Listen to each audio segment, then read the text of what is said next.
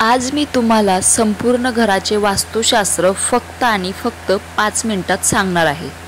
सर्वात पहिलं, गोरा चंचा टिळा लावणे किंवा हळद केशर यांचा टिळा लावण्यामुळे श्रीमंती येते। गोरज चणाचा टिळा लावण्यासाठी सोमवारपासून सुरुवात करावी। आता गोरा चंचा टिळा म्हणजे नेमकं काय हे तुम्ही एखाद्या पूजेच्या ठिकाणी विचारू शकता। 2. तुमच्या घरात जर राधाकृष्ण किंवा लक्ष्मीचा फोटो असेल तर तो वायव्य दिशेला लावावा। 3. घरातील सर्व देवांना जमलंच तर हळकुंडाची माळ घालावी। 4. रोख रक्कम हातात पडली की ती घरी आणून देवापुढे ठेवावी, म्हणजे अगदी कोणतीही रोख रक्कम। कुठल्याही परिस्थितीत त्यातील 1 रुपयाही खर्च करू नये। दुसऱ्या दिवसापासून खर्च करायला सुरुवात करावी। 5.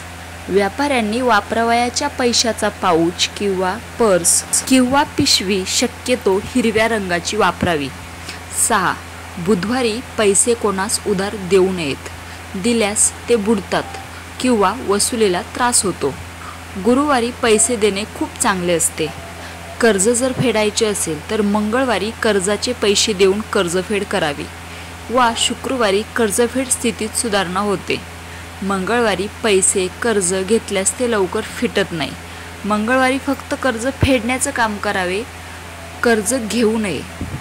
7. संध्याकाळनंतर दिवे लागल्यावर कोणाला पैसे देऊ नयेत। तसेच राहूच्या होऱ्यात म्हणजेच आपण आपल्या घरात जर कॅलेंडर उपलब्ध असेल मराठी हिंदी किंवा फोनवर सर्च करू शकता की राहूकाल किती ते किती आहे, तर त्यावेळेस पैसे देणे घेणे व्यवहार करू नये। 8. सूर्यास्ता अगोदर मोठी खरेदी करावी।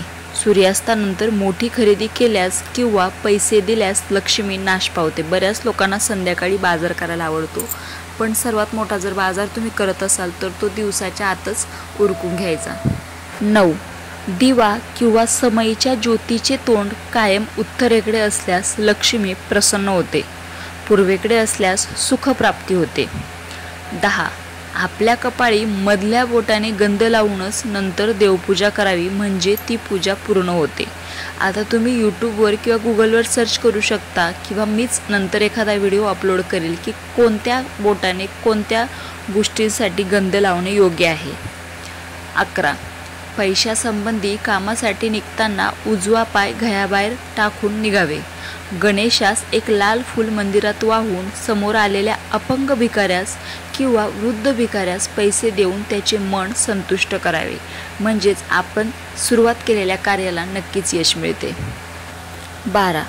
प्रत्येकाला घरामध्ये मनी प्लांट असावं असं वाटतं, परंतु वास्तुशास्त्रानुसार घरात मनी प्लांट लावू नये। तुम्ही घराच्या बाहेर लावू शकता, कारण घरात लावल्यामुळे पैशाची कायम चणचण भासते। 13. श्री स्वामी समर्थ हा जप घरातल्या सर्वांनी किमान 108 वेळा म्हणावा किंवा कोणत्याही एका व्यक्तीने रोज 1000 वेळेस जप करावा, नक्कीच तुम्हाला धनलाभ होईल। 14. लक्ष्मी प्राप्तीचा सोपा आणि अनुभवसिद्ध उपाय म्हणजे पिठात थोडी साखर मिसळून ते पीठ मुंग्यांना खाऊ घालावे। अनेकांना याचा अनुभव देखील आलेला आहे। 15. घरातून कामानिमित्त बाहेर पडताना शर्टच्या वरच्या खिशात थोडे तरी पैसे ठेवावेतच। मोकळ्या खिशाने कधीही घराबाहेर पडू नये। पैसा पैशाकडे जातो हे शाश्वत सत्य आहे। 16. घराच्या व दुकानाच्या दरवाजाला पायांनी स्पर्श करू नये। 17. रोज सकाळी पूजा झाल्यावर घरात शंख न विसरता फुंकावा। घरात वास्तव्यास असलेली अलक्ष्मी म्हणजेच लक्ष्मीची मोठी बहीण अवदसा काढता पाय घेईल आणि लक्ष्मी चिरंतर नांदेल। आता शंख घरात ठेवावा की नाही ठेवावा किंवा शंख कसा ठेवावा याचे पण बरेचसे नियम आहे, ते तुम्ही माझ्या चॅनलवर चेक करू शकता। 18. द्रव्य प्राप्तीसाठी काही प्रभावी मंत्रांचा विनियोगही सांगितला आहे। द्रव्य प्राप्ती करून देणारा सर्वात प्रभावी मंत्र म्हणजे ओम नमो विष्णवे नमः। जेथे भगवान विष्णू तेथे महाप्रतिव्रता लक्ष्मी असणारच। या दृष्टीने विष्णू सहस्रनामाचा पाठही फार फलदायी आहे। 19. जो मळकट कपडे घालतो, दात स्वच्छ घासत नाही, जास्त जेवतो, कठोर बोलतो आणि सूर्योदयी अथवा सूर्यास्तासमयी झोपतो, तो साक्षात विष्णू असला तरी लक्ष्मी त्याला सोडून कायमची निघून जाते। 20. जे व्यक्ती दररोज सूर्यनारायणाला किंवा गणपतीला नमस्कार करते तिला आयुष्य, आरोग्य, ऐश्वर्य व तेजाची प्राप्ती होते. 21.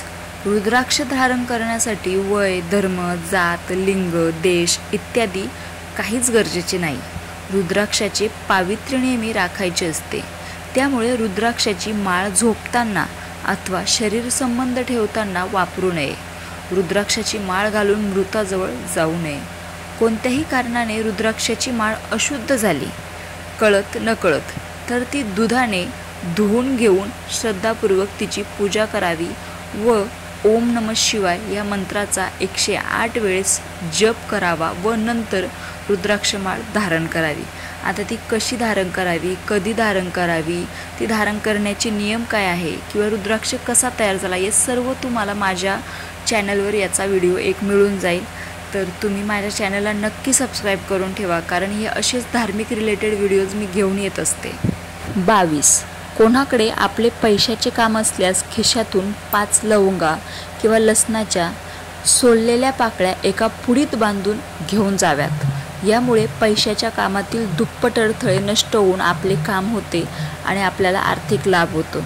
कोणत्याही प्रकारचं तुम्ही पैशाचं काम म्हणजे तुम्हाला कोणाकडे मागायचे असेल किंवा कोणाला द्यायचे असेल तर या गोष्टींसाठी तुम्ही हा उपाय करू शकता. 23. दर गुरुवारी तुळशीला थोडे दूध घातल्याने घरात लक्ष्मीचे कायमस्वरूपी वास्तव्य राहते. पण दूध घालताना तुम्ही थोडंसं कच्चं दूध घातलं तर त्याचा लवकर जास्त रिझल्ट भेटतो. 24. उत्तर दिशेला कुबेराचा फोटो लावावा. 25. एखाद्या मंगळवारी हनुमान मंदिरात जाऊन 1 किलो गूळ अर्पण करावा, दान करावा व तिथेच बसून हनुमान चालिसाचे 11 पाठ करावेत. तुमच्या घरात अनावश्यक जो खर्च असतो त्या खर्चाला नक्कीच पायबंद बसेल. 26. कामानिमित्त घरातून बाहेर पडताना एखादे तुळशीपत्र तोंडात टाकावे. पैशाअभावी अडकलेली कामे मार्गी लागतील. परंतु एक लक्षात घ्या, तुळशीपत्र हे खूप जास्त महत्त्वाचं आहे, त्याने तुमचे सगळेच कामं मार्गी लागतील. 27. दर पौर्णिमेला रात्री 12 नंतर लक्ष्मीचे वास्तव्य काही काळ अश्वत्थ वृक्षावर म्हणजेच पिंपळावर असते आणि म्हणूनच ज्यांना शंका होईल त्यांनी अश्वत्थ वृक्षाला म्हणजेच पिंपळाच्या वृक्षाला 10 प्रदक्षिणा घालाव्यात. आर्थिक अडचण कधीच उद्भवणार नाही. 28. घरातील फरशी पुसताना थोडे खडे मीठ पाण्यात टाकावे. त्यायोगे घरातील नकारात्मक ऊर्जा नष्ट होईल आणि लक्ष्मी प्राप्तीतले सर्व अडथळे दूर होतील. 29. घरात, दुकानात किंवा कार्यालयात मुरली वाजविणाऱ्या श्रीकृष्णाची तस्वीर पूर्वेकडील भिंतीवर लावावी. कर्ज घेण्याची कधी वेळच येणार नाही. 30. नोकरीमध्ये प्रमोशन मिळत नसेल तर हा उपाय करावा.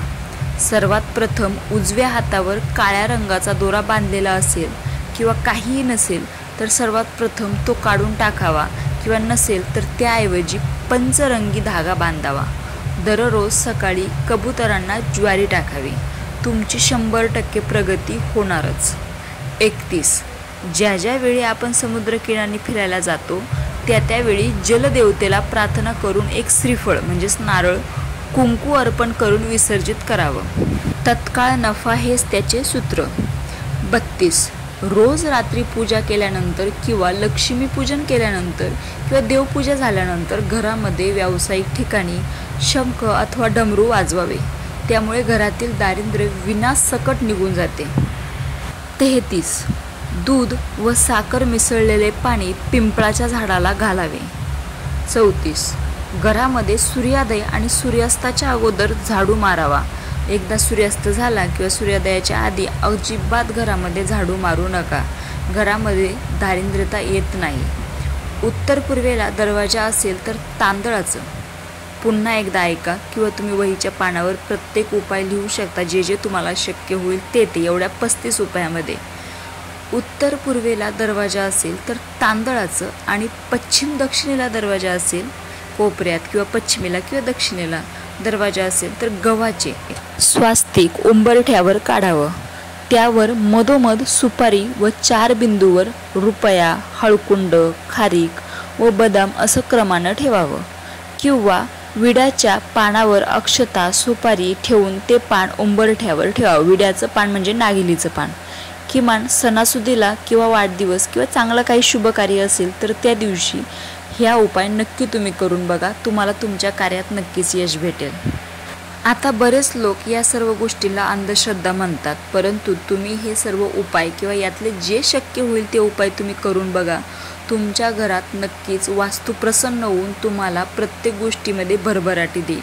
तेच तुम्ही जर ह्या गोष्टीची टाळाटाळ केली, मनमर्जीप्रमाणे घरामध्ये जगले, जसं वाटेल तसं शिवीगाळ सगळं केलं, तर त्यामुळेच तुमच्या घरामध्ये तुम्हाला दरिद्रता येते आणि तुमचा पैशाला पैसा जोडत नाही. त्यामुळे या सर्व गोष्टी लक्षात ठेवून तुम्ही हे उपाय नक्की करा. रामकृष्ण हरी.